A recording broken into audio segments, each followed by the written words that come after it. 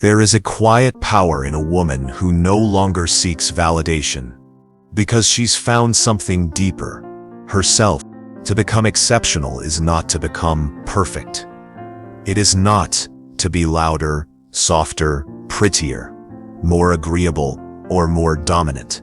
It is not to be what the world expects of you. It is to be aligned with your values, your direction, and your calm.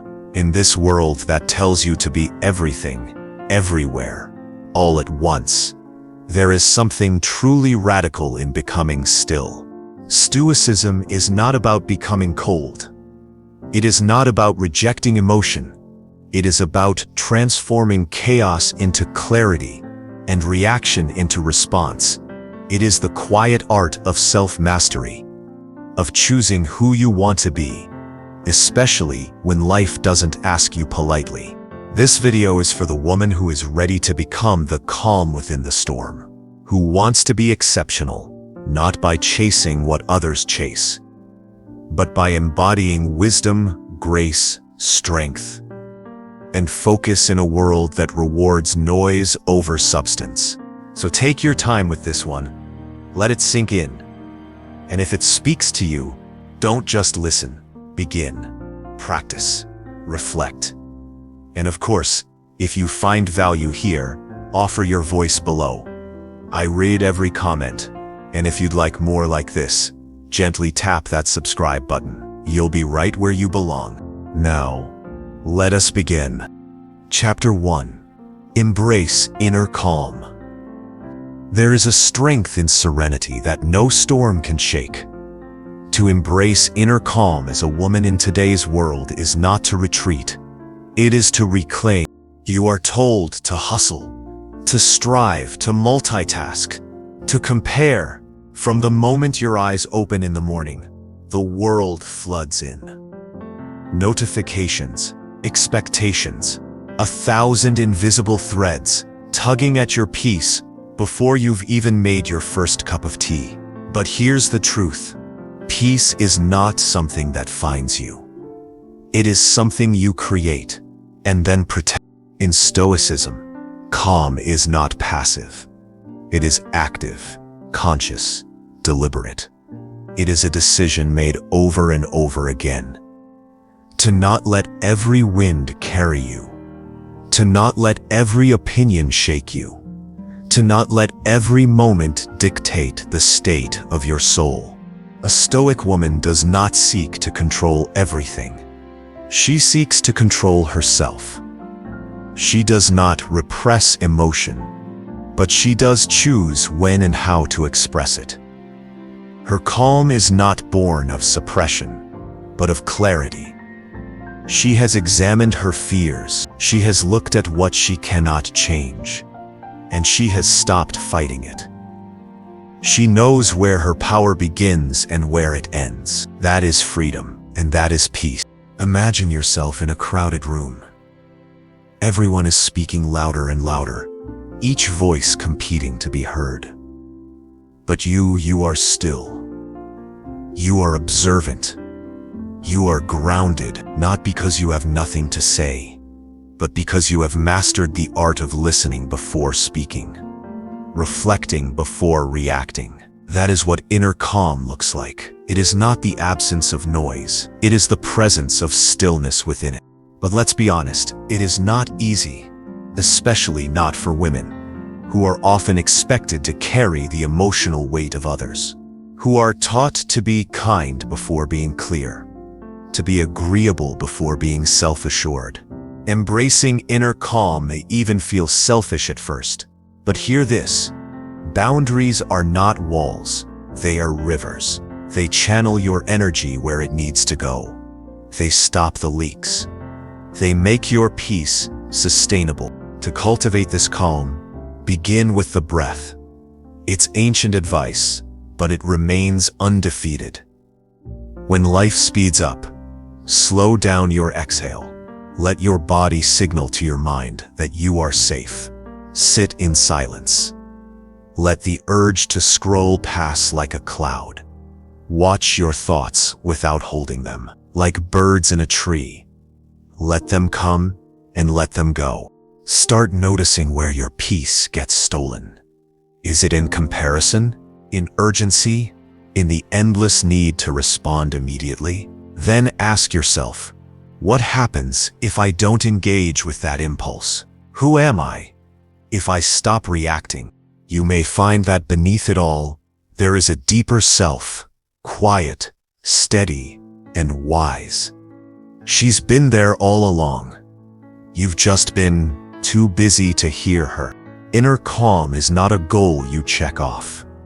It is a return, a remembering, a reconnection with something ancient within you. The world may not make it easy, but that's exactly why it matters. And now, I'd like to invite you into this moment. Have you ever had a time where your calm changed the direction of a situation? Where your stillness was more powerful than any argument? If so, share it below.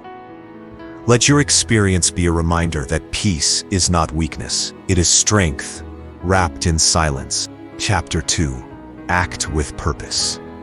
To act with purpose is to walk through life as though you were meant to be here. Because you are, but you must decide what you are meant for.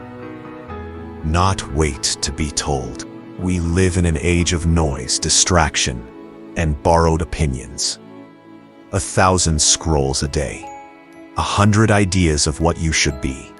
The exceptional woman does not follow the wind. She charts her course by an internal compass, forged in silence, reflection, and self-honesty. Purpose is not a mystical calling. It is clarity. It is choosing what matters to you, and then acting in alignment with that, consistently, courageously, and without apology. It is saying, this is who I am, this is what I value, and this is how I will move in the world. But let us be real. This is not always easy. The world will tempt you to perform instead of act, to chase praise instead of progress, to do what is expected, not what is true. Stoicism teaches us that we cannot control the opinions of others, only the integrity of our own actions. When a woman acts with purpose, she becomes unstoppable. Not because every step is perfect, but because every step is intentional. Think of your life as a garden. Every action is a seed. Are you planting what you truly want to harvest? Or are you scattering your energy on autopilot, tending to weeds that were never yours to grow? Acting with purpose is not about doing more. It is about doing what matters and letting go of the rest. There is also great power in not acting when it is not aligned. The Stoics remind us, just because you can does not mean you should. Every yes is a commitment. Every action carries weight. So pause, reflect, ask, does this serve who I am becoming? Purpose is not a destination. It's a rhythm, a beat you return to when the world pulls you off course. It's what gets you out of bed with intention, even when you don't feel like it. It is the fire behind your focus, the force behind your calm. Let's be clear. Acting with purpose does not mean you must always be building, grinding, achieving. Sometimes purpose looks like rest. Sometimes it looks like protecting your energy. Sometimes it looks like saying no, not because you are cruel, but because you are clear. And when you move through life this way, aligned with your values, you become magnetic. People feel it. They may not understand it. They may even resist it. But they will respect it, because there is something powerful about a woman who no longer needs to chase attention, because she's too focused on her intention. So I ask you this, and I invite you to respond below if you feel called to. What is one thing you've done recently that felt deeply purposeful? Something you did not because you had to, but because it was aligned with the woman you are becoming. Your answer might be exactly what someone else needs to read today. Chapter 3. Cultivate self-respect. Self-respect is not loud. It does not demand attention, applause, or permission. It simply is. A silent, unwavering force at the center of a woman who knows her worth, not because someone told her, but because she remembered. To cultivate self-respect is not to inflate the ego, but to align with your dignity. It is not about believing you are better than others. It is about refusing to be less than you are, simply to be accepted by them. It is not arrogance. It is clarity, and clarity is the cornerstone of the exceptional woman. So what does self-respect look like? In motion. It's the way you speak to yourself when you're alone, the standards you set when no one is watching, the way you walk away from what you once begged to stay. It is not something given to you. It is something you choose again and again, especially when it would be easier not to. Many women are taught from a young age to soften their edges, to apologize for their needs, to seek approval by shrinking. But the Stoic path is not about pleasing others. It's about becoming unshakable in your principles. And when you operate from that place, your self-respect is no longer negotiable. It becomes your compass. To cultivate self-respect, you must become intimate with your own boundaries, not just where they are, but why they are.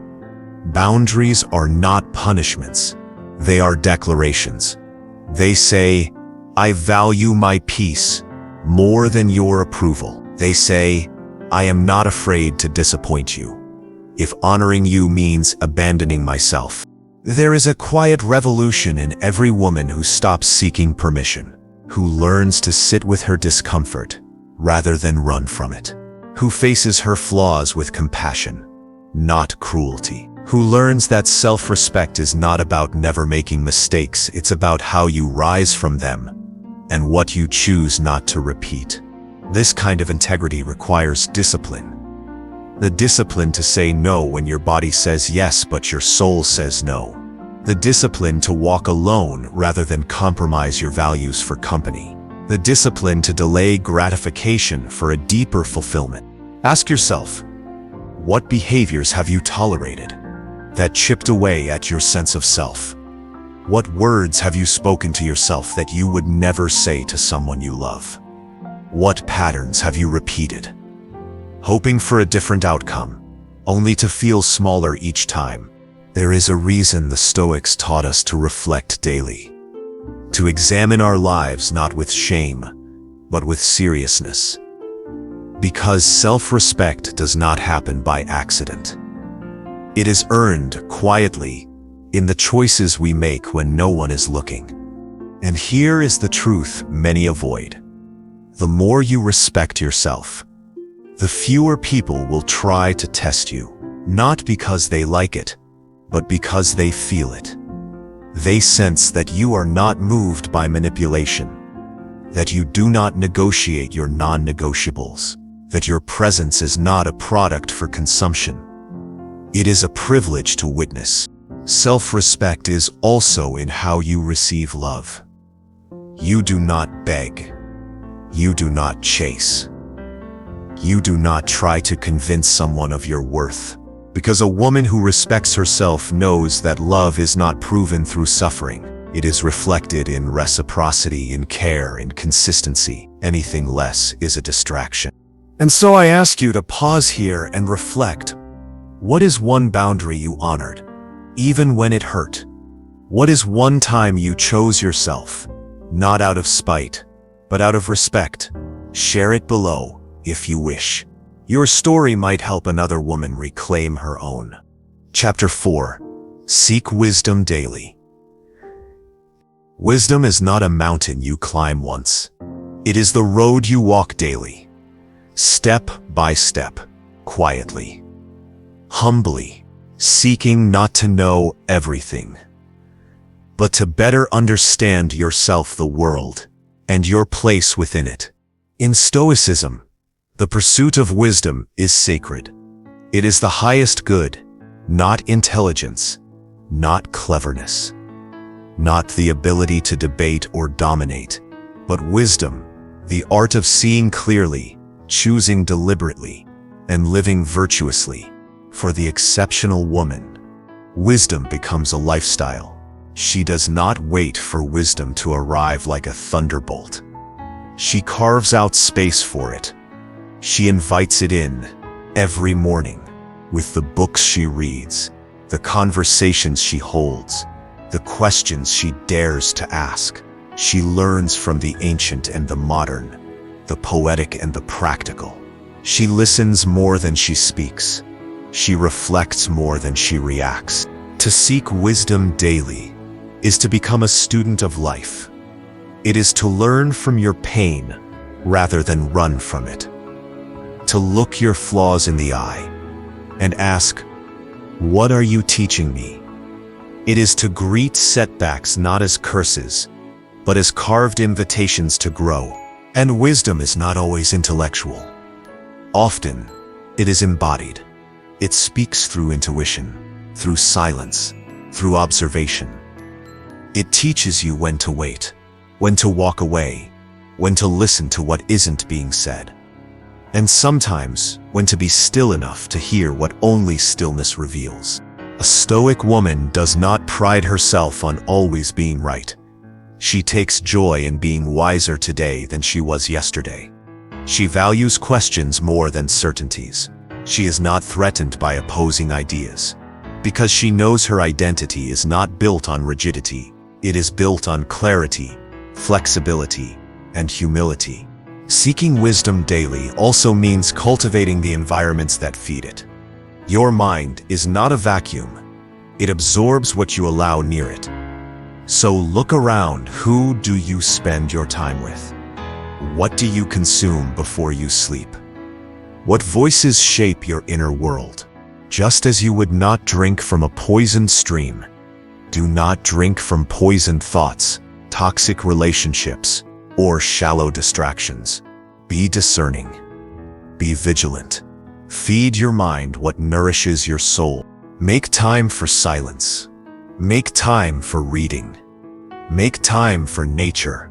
The most profound wisdom often speaks without words. The rustle of the trees, the rhythm of the ocean, the slow rise of the sun. All of it reminds you that life is not rushed, that seasons exist for a reason, that there is a wisdom far older than your worries. Wisdom is also found in community, in stories shared between women who have lived, lost, loved, and learned. Do not isolate yourself in the pursuit of perfection. Share your growth. Ask questions. Seek guidance. Not because you are weak, but because you are wise enough to know you don't know it all. And when you fail, as you will, as we all do, return to reflection. Ask not, "Why did this happen to me?" but rather, "What can I carry forward from this?" Wisdom is forged in the fire of experience, cooled by humility, and sharpened by choice. So I offer you a question, and a space below to answer it. What lesson has life recently whispered to you? Softly, quietly, or even painfully? What did it ask you to see, to let go of, or to understand more deeply?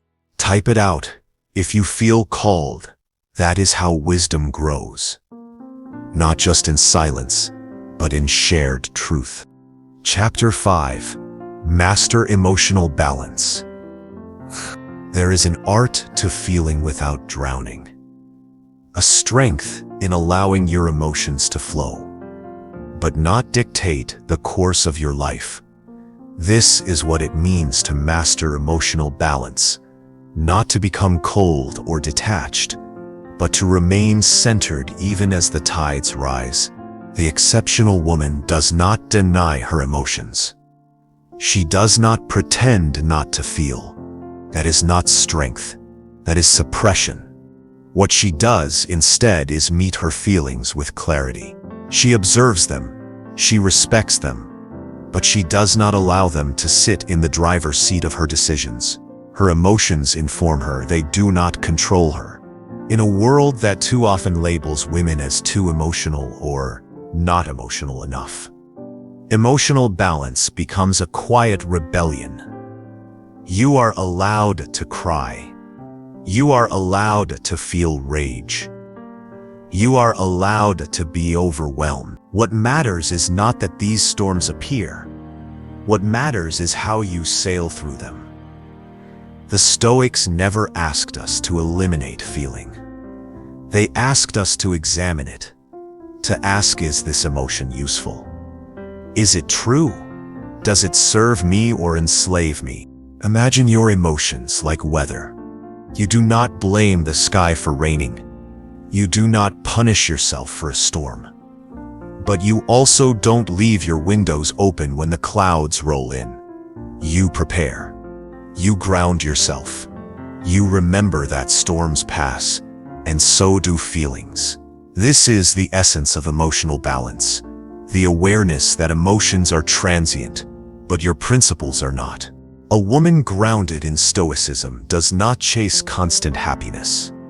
She does not demand that every day feel good. Instead, she becomes resilient. She becomes capable of enduring discomfort without losing her peace. When sadness comes, she allows it to teach her. When anger arises, she lets it reveal where her boundaries were crossed. When joy appears, she receives it without clinging. She lets each emotion pass through but not possess her. This balance is not something you acquire overnight.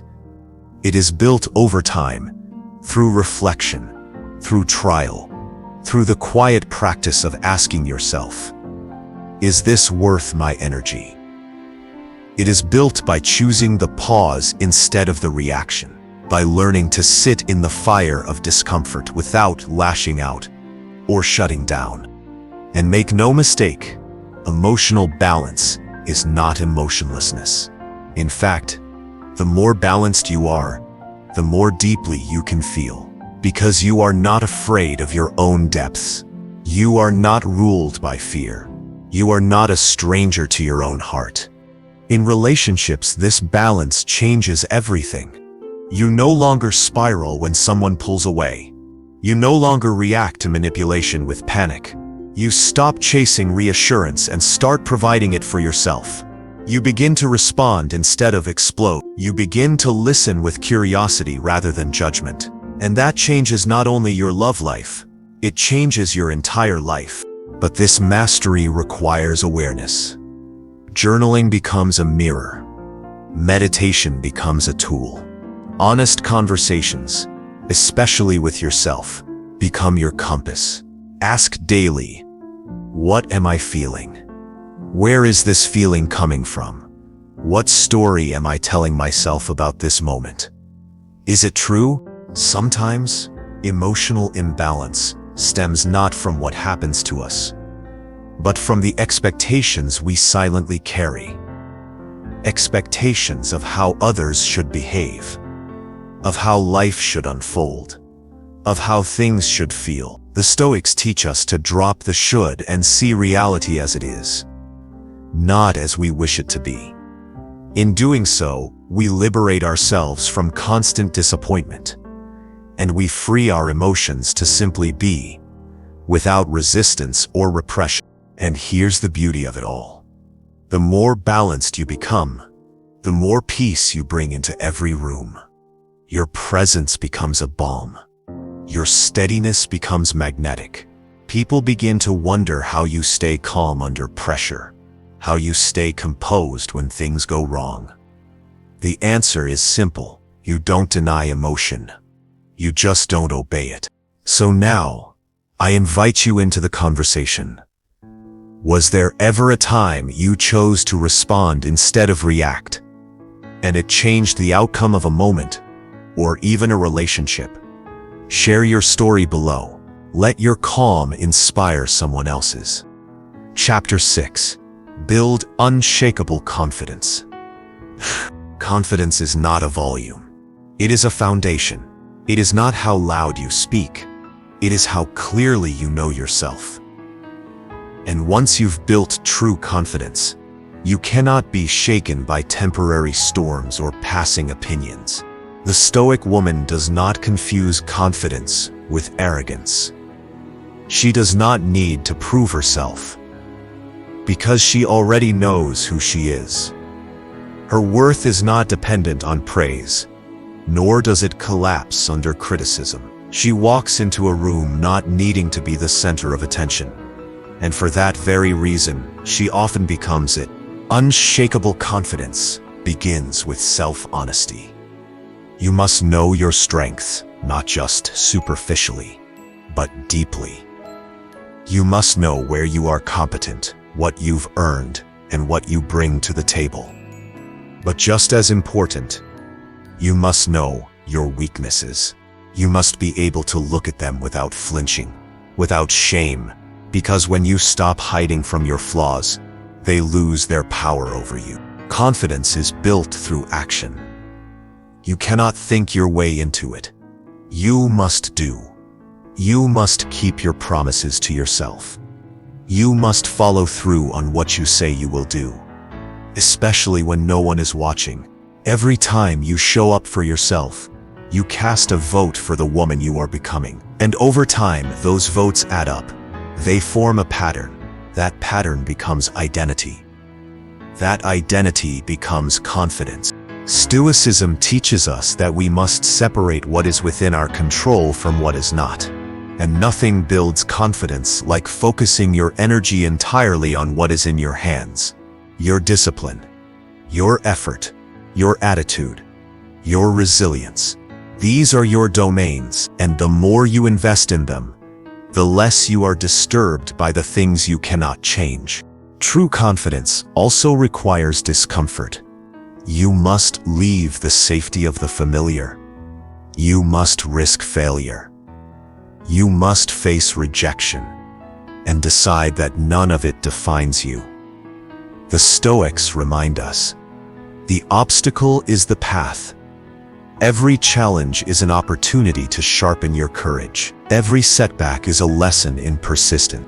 The exceptional woman knows this. She does not crumble when life says no. She adapts, she recalibrates, she remains rooted in her value, even when the outcome does not go her way, because her confidence is not in the outcome. It is in her ability to face it. It is also in how she holds herself. Posture matters. Demeanor matters. The way you enter a room, the way you take up space, the way you speak your truth without apology. These are not trivial.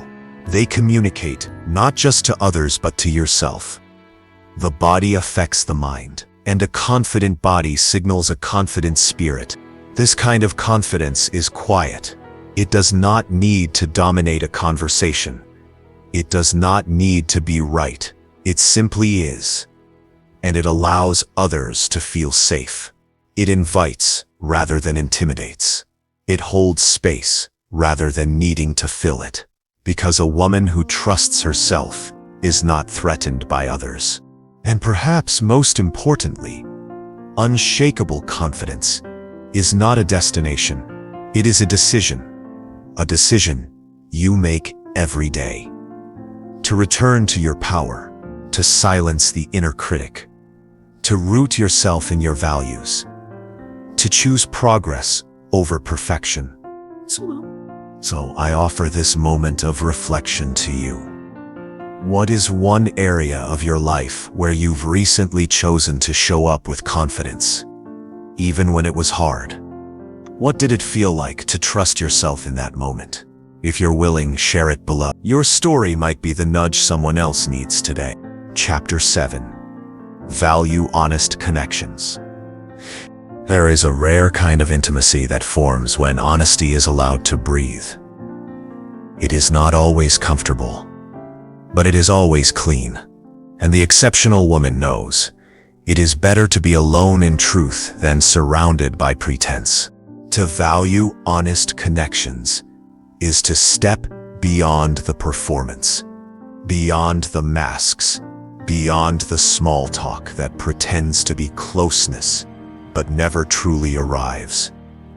It is to seek a different kind of relationship, one that is not just convenient, but congruent, one that aligns not with your loneliness, but with your values. In the Stoic tradition, relationships are not about completing someone else. They are about supporting virtue, yours and theirs. They are not about constant stimulation, constant validation, or transactional exchange. They are about alignment, about growth, about clarity. They are meant to elevate, not just entertain. But let us be honest, this kind of connection is rare, and it begins with you. Because the relationships you attract and maintain are often a reflection of your own self-respect. If you shrink yourself to be loved, you will find love that only fits the version of you that shrinks. If you mask your needs to avoid conflict, you will find peace that only exists as long as you stay silent. If you pretend to be someone you are not, eventually you will feel alone even in a crowd. The woman who values honest connections begins by getting radically honest with herself. She does not say yes when she means no. She does not play games to maintain someone's interest. She does not build a bond on half-truths and then act surprised when it collapses under the weight of reality. She understands that what begins in inauthenticity cannot grow into anything lasting. And so she takes the risk of speaking plainly, the risk of saying what she means, the risk of being misunderstood. Because to be fully known is a deeper need than to be temporarily liked. Because only in truth can love take root. Honest connections also require boundaries. Not as a means of control, but as a map of self-respect. You cannot expect others to honor what you do not articulate. Clarity is kindness. And the woman who has done her inner work does not fear drawing lines. She knows that those who are meant to be in her life will meet her at those lines, not demand she move them. This level of honesty is not always loud. It is not about brutal truth or emotional dumping. It is quiet. It is graceful. It says, I will show you who I am, not all at once, but fully. I will not play a role. I will not pretend. I will invite you to meet me here, in the space where masks are set aside. But that also means she must be willing to lose people. And that is the part many avoid. Because when you stop pretending, some people will leave. Not because you did something wrong, but because they were never in love with the real you, only with the version of you that bent to fit them. And yes, that loss may sting, but it will be the sting that makes space for something real. In friendships, this honesty creates depth. You are no longer just talking. You are seeing each other. You are not comparing resumes. You are sharing wounds, wisdom, laughter, and growth. You are not afraid to challenge one another, because your bond is not built on flattery. It is built on mutual respect. In romance, this honesty is a kind of spiritual glue. It allows for trust. It allows for repair. It allows you to navigate challenges without losing the connection. Because you are not operating from ego. You are anchored in truth. You are not trying to win the argument. You are trying to understand the other person. And in solitude, honesty is still your companion. You learn to enjoy your own company because you are no longer running from yourself. You sit with your feelings. You look in the mirror and see someone you trust. That is what honest connection looks like, even within. So I ask you now, and I invite you to share this reflection if it resonates. What is one relationship in your life that became stronger through honesty, even when it was hard to speak the truth? Or, what truth are you still holding back? You don't have to name names, but your experience may be the light someone else needs. Chapter 8. Grow through challenges. The road of self-mastery is not paved in comfort. It is shaped by resistance, carved by difficulty, and illuminated only when you keep walking through the dark. This is the nature of challenge. And the exceptional woman does not avoid it. She grows through it. Growth through challenge is not about being unfazed. It is not about wearing a mask of strength while quietly collapsing inside. It is not about pretending things don't hurt. It is about staying conscious while they do. It is about standing firm in your values while the storm rages. It is about turning pain into fuel, not fiction. In the Stoic worldview, obstacles are not interruptions to the path. They are the path. They are not things to be resented. They are things to be studied. Every hardship you endure has something to teach. Every closed door forces you to refine your direction. Every betrayal reveals the strength of your trust in yourself. There is a quiet courage in the woman who chooses to meet her challenges head-on, who does not crumble at the first sign of rejection, who does not collapse under failure, who does not wait for someone else to woke her from her discomfort. Instead, she enters the discomfort. She explores it. She listens to what it has come to say. And it always says something. Every difficult moment in your life has a message, not a moral, not a punishment, but a lesson, a precise, tailored nudge toward the next evolution of you. Maybe it's a heartbreak that teaches you the cost of ignoring your own needs. Maybe it's a job loss that forces you to confront your real desires. Maybe it's a health scare that reminds you that your time is not infinite. Maybe it's betrayal that clarifies the value of self-loyalty. Growth through challenge means asking better questions. Not why me, but what now? Not what did I lose, but what did I learn? Not when will this end, but who will I become because of it? It also means giving yourself grace. Challenges do not always feel noble while they're happening. They feel messy, unfair, confusing. That's okay. The Stoics never asked you to be indifferent to pain, only to stop letting it make your decisions for you. Let the emotion exist, but don't let it become your ruler. There is immense power in persistence.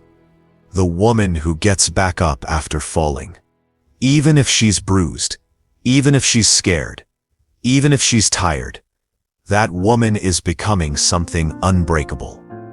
Not because she never suffers, but because she never stays down for long. And here's the part many forget.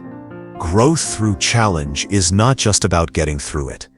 It's about emerging wiser, softer in heart, but sharper in focus, more empathetic, but less easily manipulated, more open to life, but less willing to betray yourself for it. Eventually, the challenge ends. The job gets replaced. The heartbreak heals. The grief shifts. But what remains is you, with new strength, new perspective, and new standards. So do not resent the trials. Do not wish away the hard chapters. They are not detours. They are refinements. Every time you are stretched beyond what you thought you could handle, and you handle it, you build trust in yourself. And that trust becomes your foundation for the next mountain. Now, I invite you to reflect, and if it resonates, to share in the comments below what challenge shaped you the most, and what part of yourself emerged on the other side. Let that truth become a lantern for the next woman walking her own dark road. Chapter 9. Lead with grace. Grace is power wrapped in poise. It is not weakness, nor is it submission. It is strength refined, a kind of radiant calm that does not need to control. impress, or defend. The woman who leads with grace does not shrink to be accepted. She expands to make room for the truth. In a world that often rewards noise, aggression, and domination, grace is sometimes mistaken for passivity. But nothing could be further from the truth. Grace is not about letting things slide. It is about choosing how you move through them. It is not silence in the face of injustice. It is the power to speak with precision, not panic. To respond without resorting to the tactics of those who misunderstand you. The Stoic woman who leads with grace walks a different path. She does not need to be the loudest voice in the room because her presence speaks for her. She does not flinch when confronted because she knows her values are intact. She does not react to every slight, every whisper, every criticism, not because she is unaffected, but because she is centered. To lead with grace is to carry yourself with self-respect, even when others do not. It is to remain composed when chaos tries to pull you into its orbit. It is to offer understanding where others offer judgment, and boundaries where others offer blame. It is to hold your head high, not from pride but from principle. This does not mean that you are always agreeable. Grace does not mean pleasing everyone. In fact, the woman who leads with grace is often misunderstood because she is clear, and clarity threatens those who rely on confusion to hold power. She will disappoint those who are used to her silence. She will surprise those who underestimated her. But she will never betray herself just to be liked. Grace is also how you handle success. The woman who rises without stepping on others, who celebrates without arrogance, who encourages others as she climbs, she is the embodiment of Stoic power. Because her confidence is not threatened by the brilliance of others. It is amplified by it. But perhaps most revealing is how a woman leads with grace when she is hurt. When someone lies. When someone leaves. When someone disrespects her. She does not plot revenge. She does not seek to humiliate. She does not let bitterness fester. She lets life speak on her behalf. She removes herself with dignity. She sets her standards and walks accordingly. Not because she is unaffected, but because she refuses to let pain turn her into someone she is not. This kind of leadership transforms every room she walks into. People begin to mirror her energy, to speak more gently, to listen more fully, to respect her time. Why? Because she respects it first. Grace teaches others how to treat you, without ever having to demand it. And let us speak plainly. This kind of composure is not always easy. It takes practice. It takes the discipline to breathe before reacting, the humility to reflect before responding, the courage to let go of control and allow others to show who they truly are, without trying to manage their perception of you. To lead with grace also means leading yourself. It means managing your inner world so that your outer actions are rooted in truth. It means holding yourself accountable without cruelty. It means holding yourself accountable without cruelty. It means forgiving yourself quickly, but learning thoroughly. It means waking up each day, not to be perfect, but to be present, and to show up with integrity even when no one is watching. In relationships, this quality becomes magnetic. You no longer chase love. You embody it. You no longer beg for attention. Your peace becomes your presence. You no longer stay where you are not respected, because you know the difference between sacrifice and self-abandonment. Grace is not something given to you. It is something you choose over and over again. It is found in your tone, your timing, your truth, And it is never louder than when you remain kind in the face of unkindness. So now, if you feel called, I invite you to reflect in the comments below. When was the last time you chose grace over reaction, dignity over drama, presence over performance? Let your experience remind others that power does not always need to roar. Sometimes it simply needs to stand tall and walk away when it must. Conclusion. You have walked through 9 practices, not steps to perfection, but invitations to become more fully, more calmly, more powerfully you, embracing inner calm, acting with purpose, cultivating self-respect, seeking wisdom, balancing emotion, building confidence, valuing honesty, growing through challenge, leading with grace. These are not quick fixes. They are enduring habits, lifelong companions, ancient tools in the hands of a modern woman, ready to stop living on autopilot and start living by principle. You do not need to be loud to be powerful. You do not need to be flawless to be worthy. You do not need to chase anything to become exceptional. You need only to become aligned with your truth, your values, and your actions. That is what Stoicism, at its heart, offers you. A way back to yourself. If this video spoke to something quiet but strong within you, a whisper saying, yes, this is who I want to become, then I invite you to join me here.